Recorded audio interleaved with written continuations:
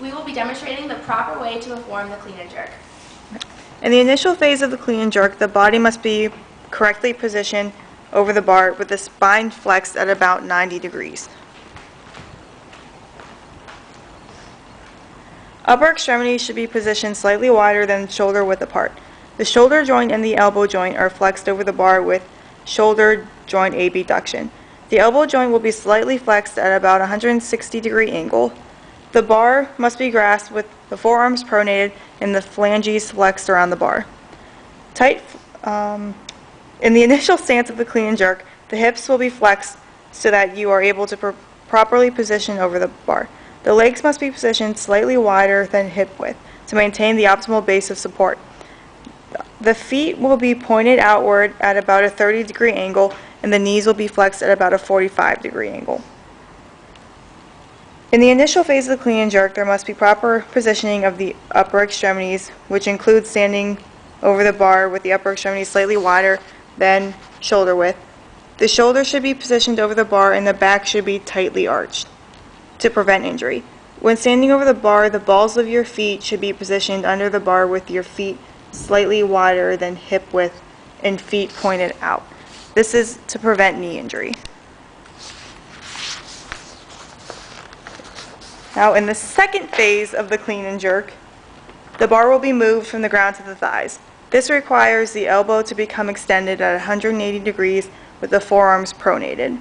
While raising the bar, the spine will move from flexion to a neutral position. There will be flexion in the shoulder joint and the scapulas will be elevated. During this phase, the phalanges will remain tightly grasped around the bar. This phase requires moving from knee flexion to 180-degree knee extension. Hip and ankle joints are also in a neutral position to provide stability while standing with the bar. During this phase, the bar moves from the ground to the thighs, and this should be done explosively. Once the bar reaches the knees, it is important to elevate the scapula to provide proper upper extremity stabilization.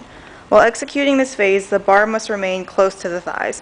While the bar is rising to mid-thigh, the bar is also allowed to contact the thigh once reaching the mid portion of the thigh.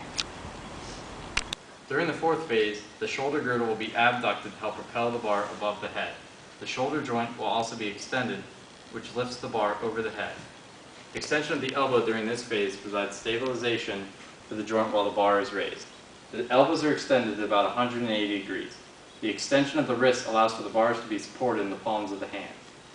The phalanges are flexed, which keeps the bar stable in the hands. The right lower extremity will have hip extension and knee flexion. The hip is extended at about 120 degrees. The knee is flexed at about 145 degrees. The left lower extremity includes both hip and knee flexion. The left hip is flexed at about 115 degrees, while the knee is flexed about 150 degrees.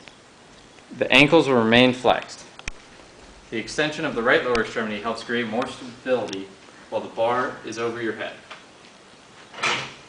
Before one may adjust their grip on the bar is necessary, your grip is slightly wider than shoulder width apart, while keeping your chest and torso tight. Aggressively push the bar upward, creating a thrusting motion, extending your elbows. The phalanges will be flexed around the bar to help keep the bar sturdy in your hands. Quickly split your left and right lower extremities.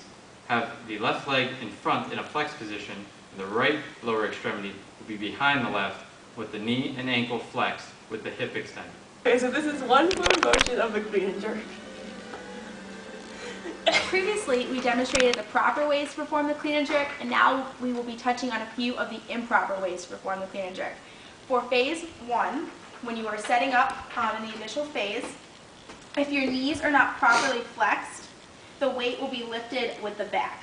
So you need to make sure that you're properly flexed and not extended. Also, if your hands and feet are not properly positioned, whether they are too close or too far apart, you will lose stability.